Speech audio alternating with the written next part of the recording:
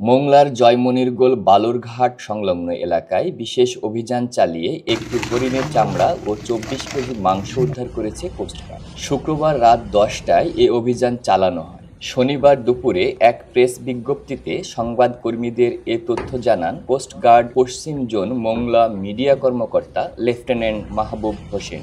গোপন সংবাদের ভিত্তিতে কোস্টগার্ড স্টেশন হারবারিয়া একটি টহল দল মোংলার জয়মনিরগোল বালুরঘাট সংলগ্ন এলাকায় অভিযান চালায়। সেখান থেকে একটি হরিণের চামড়া, ২৪ কেজি হরিণের মাংস সহ শিকার কাজে ব্যবহৃত একটি কাঠের বোট জব্দ করা হয়। কোস্টগার্ডের উপস্থিতি টের পেয়ে হরিণ শিকারীরা পালিয়ে যাওয়ায় কাউকে আটক করা সম্ভব হয়নি।